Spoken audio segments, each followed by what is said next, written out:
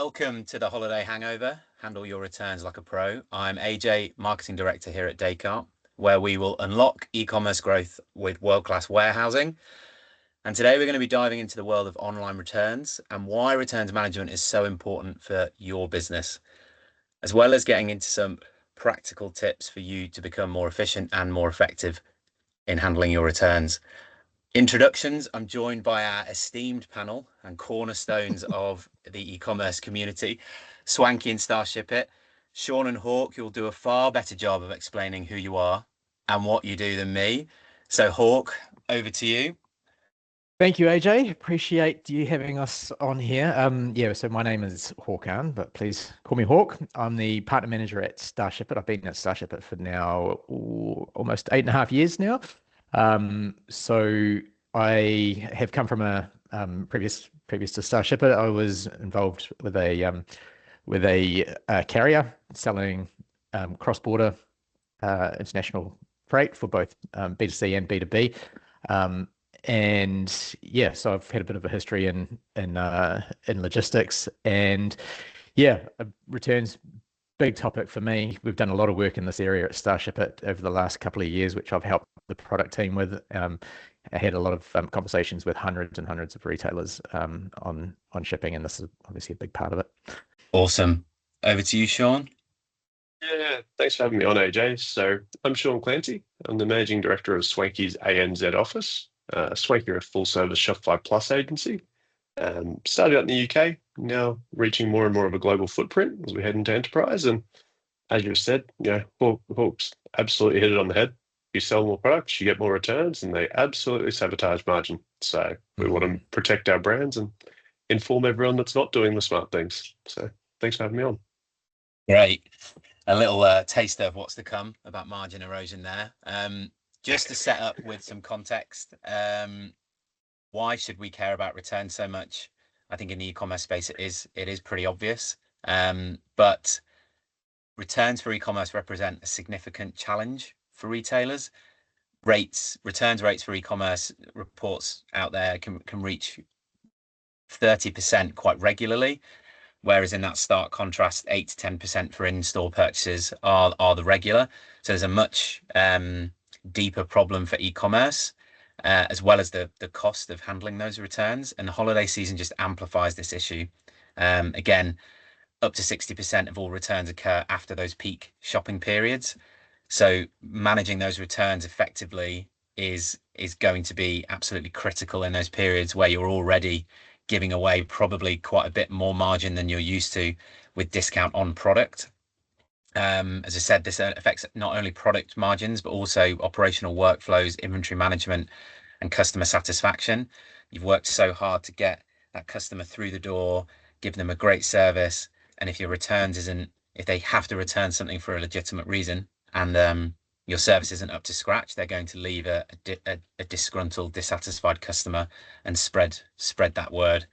As I said, we've got insights from Swanky and Starshipit and some from us here at Descartes.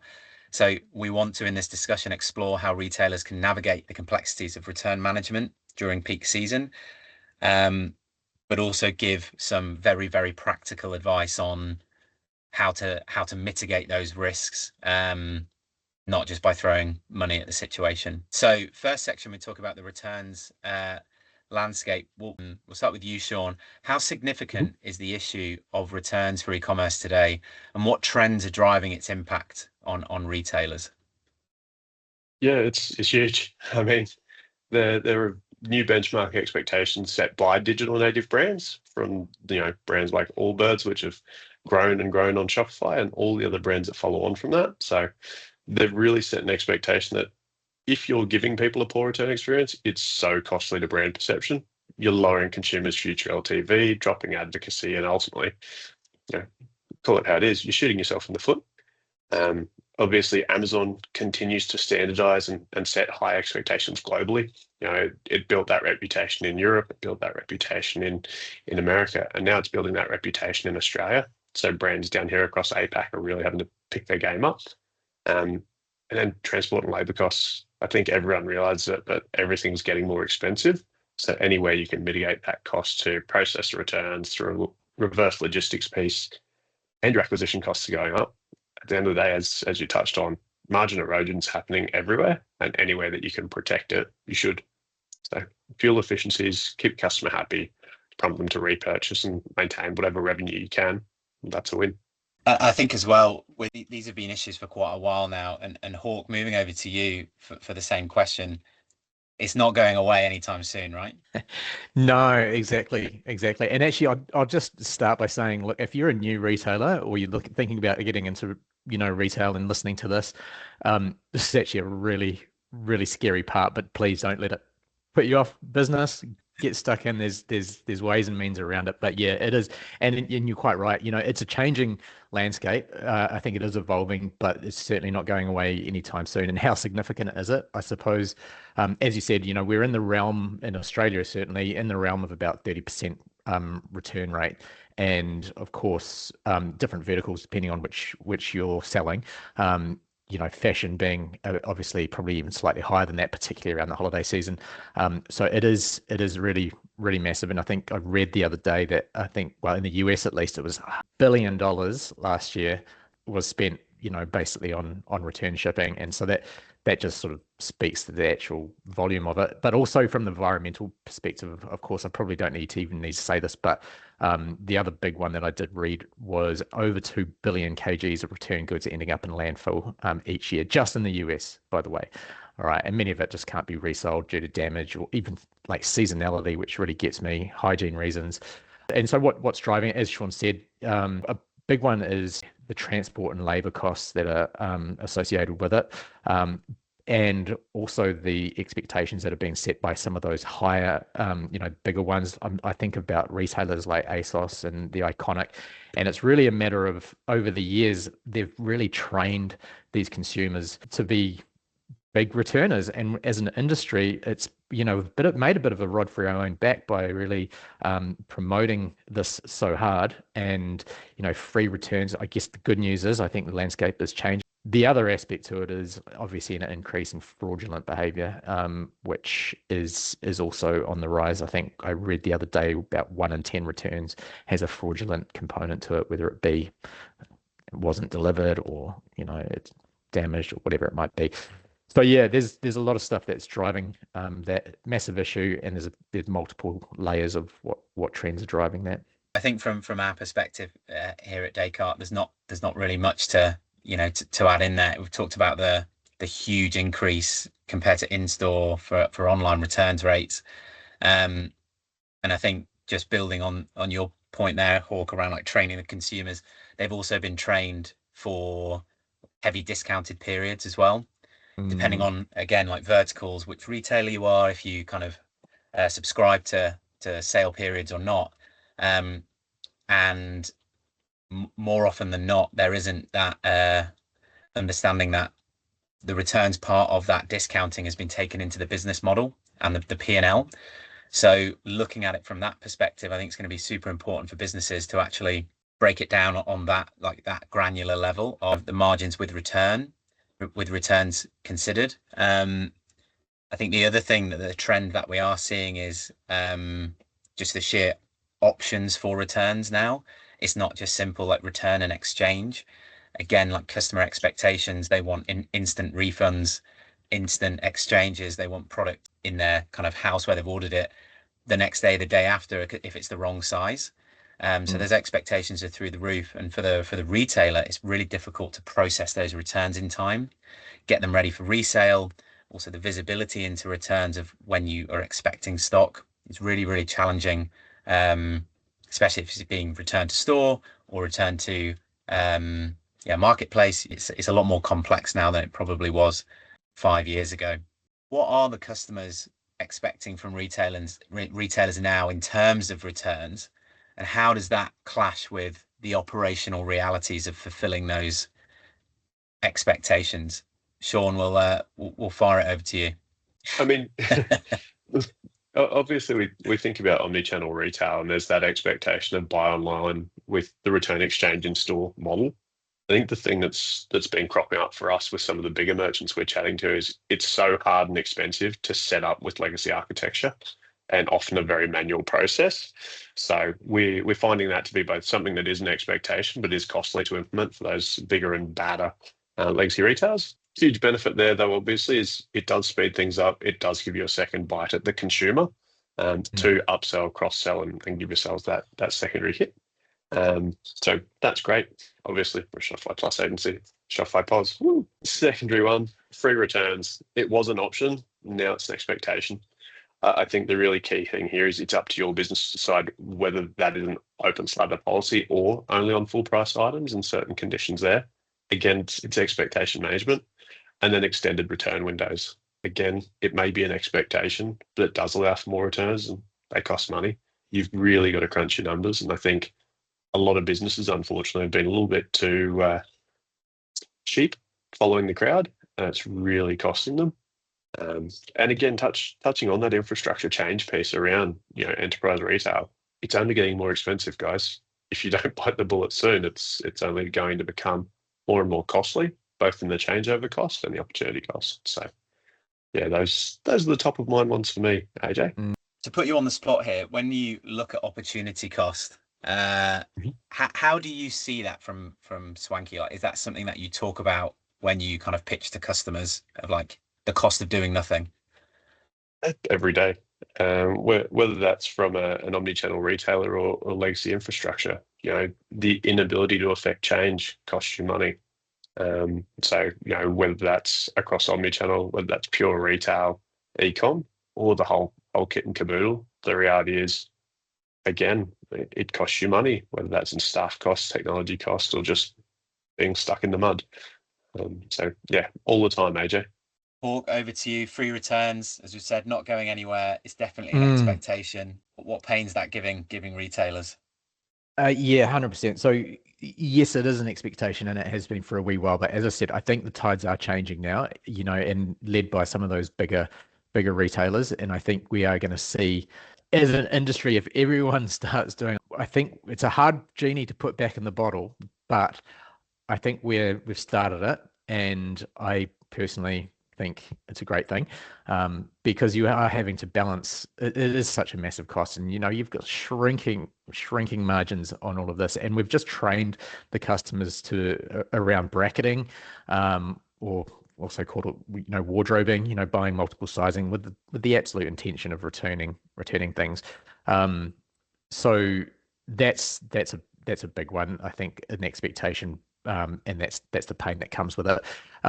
As Sean said, those really liberal returns policies as well. So some of those windows that you see extending out free returns for like 90 days, we play quite heavily in the fashion industry. Especially with like Descartes and fast fashion, moves fast, of course. You give it 90 days, you're out of season, and all of a sudden something's out of fashion. It's a big issue. Everyone's being pushed for more and more lenient policies, but it has to be balanced with the business needs as well, as the customers' sort of needs. Touched on instant or at least very fast returns, and I guess this is the pain around this is, I know there's a lot of solutions out there as well, but when you're offering fast and free returns, there is a component that will be exploited by the fraudsters out there as well. Those fraudsters are constantly testing different retailers, and if they find a weakness, that's where they're going to really try and exploit it. So one other aspect as well, is the communication around the returns. If they do start the return, they are now really expecting that to be communicated all the way through. Has it been received? Is it on its way? All sorts of different touch points around that, which can be used to your advantage. But doing it at scale is where the pain comes in for those retailers as well. And yeah, it's certainly an area that we've done a lot of work in that communication aspect. I couldn't agree more with the transparency. Even us as consumers, there's nothing more frustrating than with an order that you've placed or a return that you've placed, not getting the almost real-time updates of where that order is, making it pretty much impossible to do that unless you have an RMA in place, returns management platform, and having your fulfillment reverse logistics ecosystem talking to each other. I think the expectations are pretty much covered. I think one that we would also say is just the flexibility of refunds now is an expectation. It's not just maybe instant refund, but it might be credit note or for free shipping back or an exchange that they want the next day. We need almost that kind of all the options for the consumer to choose what they want. And the one that kind of I'm seeing a little bit more is the option for green returns. So you might pay a little bit more. It might take a little bit longer for the return to arrive, but the retailer is making a pledge that that's at a carbon offset, carbon neutral way of getting your return back to the warehouse, where I think we've kind of, as you said, Hawk, like we've inherently trained the consumer for free returns. And I actually think the tide's turning now a little bit, of people are becoming more educated that those returns are obviously not going to be that great for the planet. If you're sending things back, trucks are picking them up every single day. If there is an option for green returns now, I think it'll be probably a little bit healthier for a margin. It's not a race to the bottom because it's a value play for retailers. So the margin is probably going to be a little bit healthier on that option, and it's going to be a value add for the consumer, that they're kind of doing good for the planet, making them feel good that they're not kind of adding to the issue. Some of the pain points around from a warehousing perspective that we've talked about, of this kind of instant refunds, really quick processes, are essentially in your warehouse. If you've got slow processes caused by missing an advance notification of returns, so you don't know how many returns you're getting into the warehouse, how when they're going to arrive, capacity planning becomes an issue. You might not have enough people on to process the returns because you don't know how many are coming in and when they're going to land. Paperwork is always a big sell for us here at Descartes. If there's paper in the warehouse, there are going to be errors everywhere, returns not being put back into stock correctly. They just kind of get left on the side. There's no one tracking them. People logging returns reasons on paper as well. Like, essentially anything that involves paper is going to impact that. That's a headache. That's going to impact those expectations because they're just going to take longer. So I think our advice would be, take a look at that return, like walk the returns process from when a return comes in to when it goes back into a bin to be resold. Like, what does that process look like? And if there's any paper involved at any time, you need to figure out a way of removing that, because it improves your accuracy, but also speeds up the whole process. I would actually just double down on that point as well, actually, if you don't mind, AJ, because you do still see, there's so many retailers that I've seen that are still dealing with the paper. Fill in a form about your return or whatever, and they're doing a great job. They're capturing the reason why it's returned, and that just sits on a piece of paper in the warehouse, and it almost certainly does not make its way back to the product team. And you've got 100 pieces of paper there saying the sizing's wrong, but no one's entering that anywhere. And the data is so important. If it's on a piece of paper, that data's just not going anywhere. So that's the other aspect to it, is if you can keep it digital, you can actually send it somewhere, use the data in a meaningful way and reduce the returns at that point. Yeah, because that essentially gives you the data to understand like the root causes of the returns. Not stealing some of your points here, Sean. We're getting into this right now, but if that's all digital, you can run the reports instantly, and the data is going to be much more accurate than if you're transferring it off a slip of paper, which a consumer has probably reluctantly filled in really quickly, or not filled in at all, where you can actually say in a returns platform, you can say that you have to fill this information in, otherwise the return will not be processed. And I know there's a conversation there around accuracy. It's the top one just being selected because they want to get it over with, but there's ways that retailers can make that as useful and valuable as possible. So on to the next point, how can retailers optimize their returns process to balance out the cost, but also keep that customer satisfaction as high as possible? Sean, once again, over to you. I'm still stuck on 90-day returns. I intend to put on 3 stone over Christmas, so that shirt definitely ain't going to fit. Yeah. No, coming back to the optimization of the returns process, try before you buy. Something we're seeing a lot of at the moment, where people are actually tokenizing credit cards. People are ultimately seeing that as less of a barrier to entry than just free returns, and so that's performing really well. If you're going through with the $0 transaction, first-time purchaser, less worried about size and fit through e-com, still more inclined to buy. And because it goes through as a $0 transaction, people aren't adding a discount code. So you're still protecting margin irrespective, which is quite nice. Self-service for returns and exchanges, obviously speedy refund process, whether it's Loop, Postco, Starshipit, whoever it may be. Having that in place is, again, a boon. It's a time efficiency. It's a data and insight capture piece. And even to add to that, you mentioned feeding back to product teams. Feed it to marketing teams. They're the ones who actually set the expectation for the consumer of what they're buying. So that can be great. The receipting process in warehouse, again, a no-brainer, as seamless and fast as possible to allow us to resell and rejuvenate that cash cycle, obviously reducing the cost of the business. Instant credits equates to more repeat spend. I was actually speaking with Matty Thurin at Refunded earlier in the week. He was saying that where people go down their instant refund route, they see a 50% increase in repeat purchase rate. So that's huge. And obviously, as we touched on, communicating to people through that returns process, we've received it, we've checked it, it's approved. When they're going down the instant refund route, they're seeing an 80% reduction in CS tickets, which you would think is most likely down to that. I've got the money back. Everything happens after that, and I don't care. I got the money back. So I think those would be touch points that are definitely top of mind for me. Yeah, that 50% stat is pretty wild. Yeah. So just repeat that again for the viewers / listeners, just so we can hammer that home. Yeah, so Refunded as a platform offers instant returns and refunds, and it still allows for that return portal process. But when consumers are picking the instant refund, they're seeing a 50% increase in repeat purchases on the brand. So that's pretty meaningful. Yeah, that links directly into the expectation of consumers wanting things now, faster, at their fingertips. It'd be interesting actually to see the lifetime value of those returners as well. So not just repeat purchase, but almost return rate on lifetime value of like how often are they returning over their lifetime with you when they're shopping with you.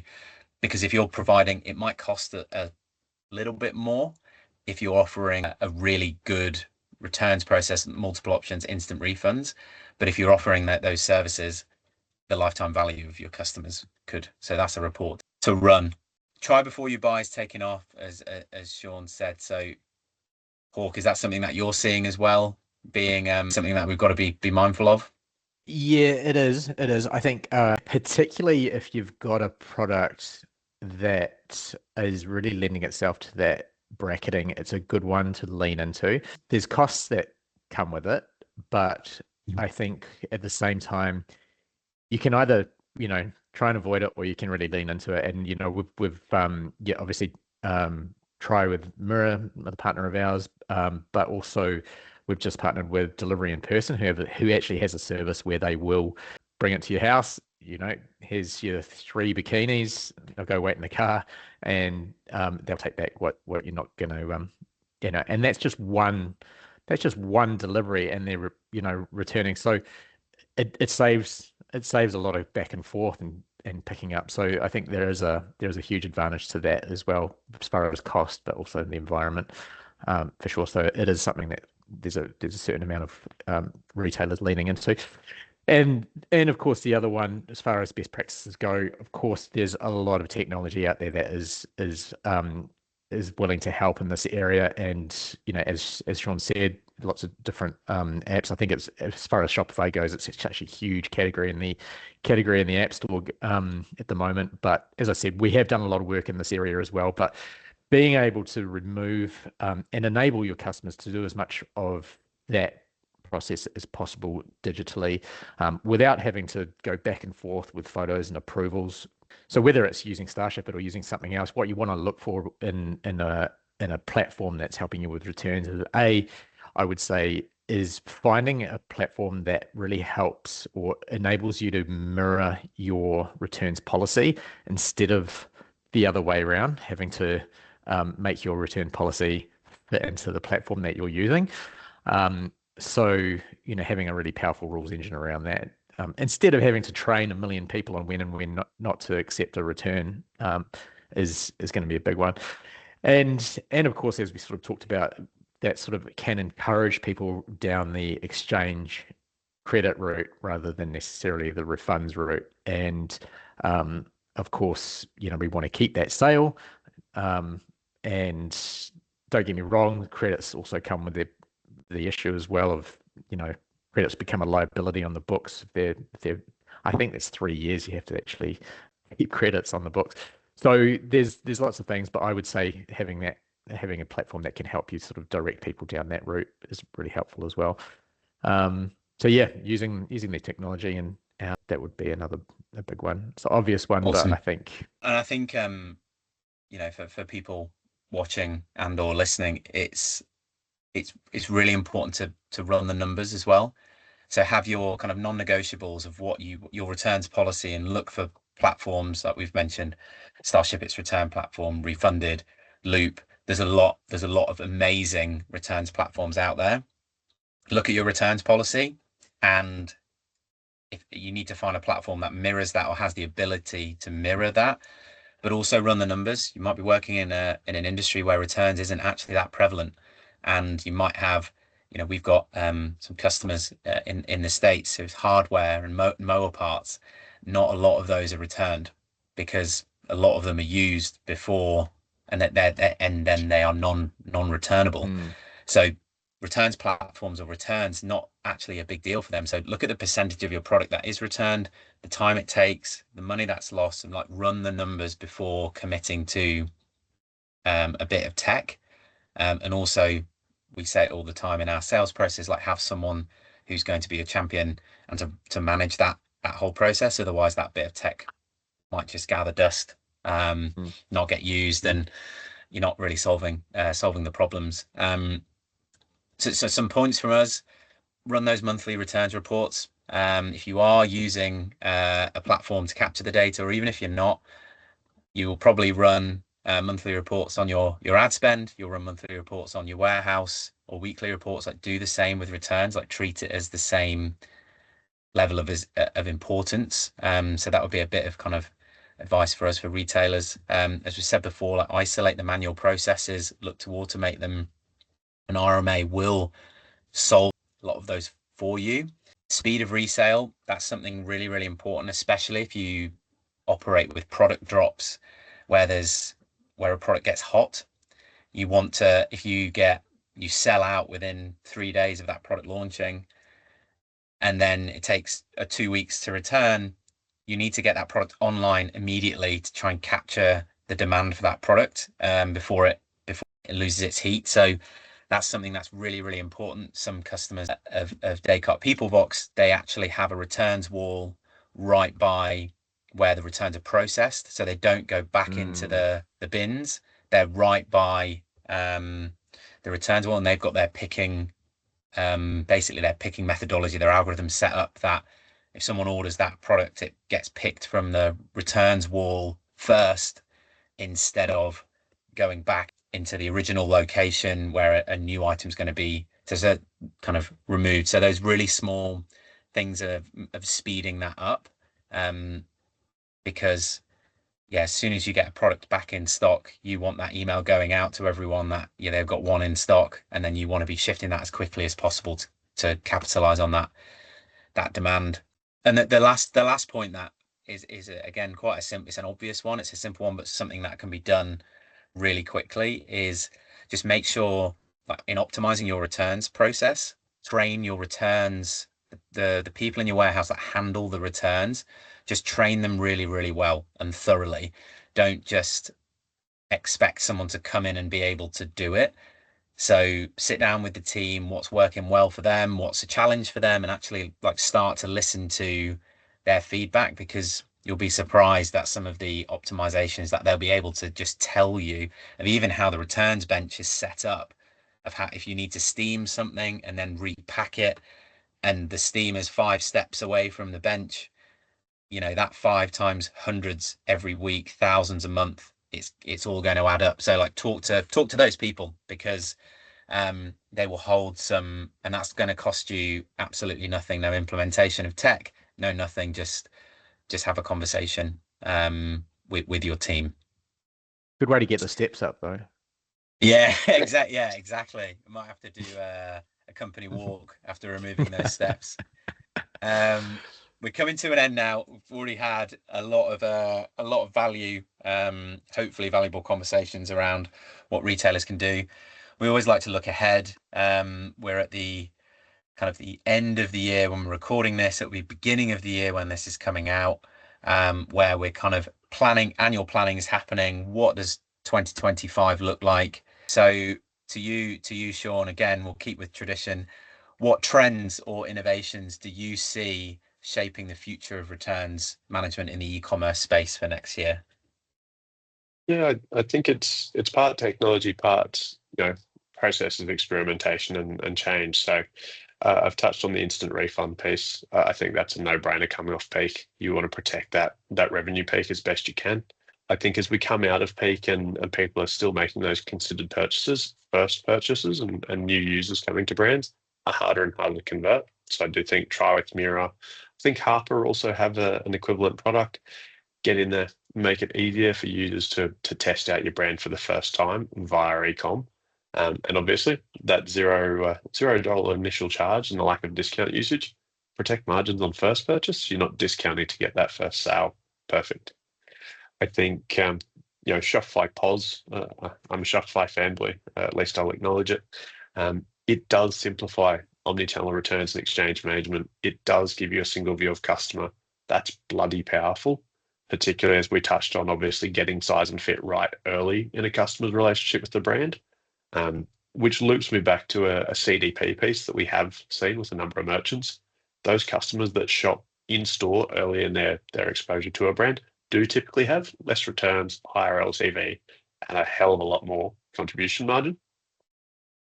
Peoplevox, you're really good at warehouse ops. So again, if you're going to do things well. It saves you money. And then last but not least, an idea for A/B tests on the returns page. Obviously, if you've got a brand that it works for, leverage that eco-conscious message. We work to reduce our impact on the environment. Obviously, does this fit? Is it that far off? If it is, that's completely okay. Return it. But if not, could you make it work? Like, it's a small thing, but again, reduces returns. It is good for the environment, and it's good for your bottom line. So, those are my pointers. I don't think it was any surprise to anyone by now, Sean, that you are a Shopify fanboy. If you want to talk Shopify and the boring edition, which has just come out, then Sean is your man. He will have everything there. What do you see some of the trends being next year? The other international piece is really big for us, and it's kind of, I guess, a larger version of what you were talking about before about picking orders closer to the picking station or anything. But if you find a really good 3PL in a market that you're selling to, let's say Australia's selling into the US, for example, if you can find a really good 3PL and 3PLs that are sort of specializing in this, having any returns go back to that 3PL within the destination country, and then processing the return there, and then being able to fulfill any future orders of that particular item directly from that 3PL, saving on getting the return all the way back and then sending it all the way back again. So I think having that efficiency is we're going to see more of as well, especially as sort of 3PLs get better at that aspect. So that's a big one. I think the other one will be around the circular economy. We will see more retailers sort of investing in this area, systems for repairing, refurbishing, recycling, instead of just liquidating that stock. I think will be a big one. So you see Patagonia, Nike, they're investing really heavily. Not everyone's a Patagonia or a Nike, I know, but it's just an area we're going to start seeing more of, and I think and that it warms my heart.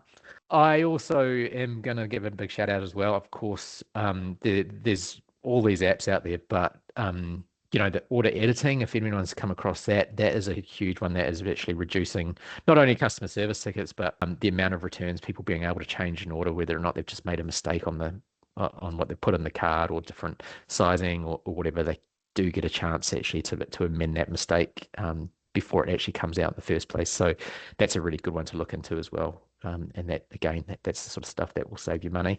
So those are probably some big ones from our side that we're going to see more of in the future. Yeah, big shout out to Hamish.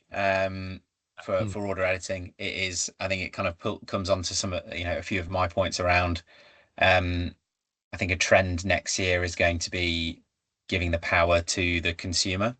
So anything that you can do as a retailer to give more control to the consumer, the better. Their experience is going to be a lot better.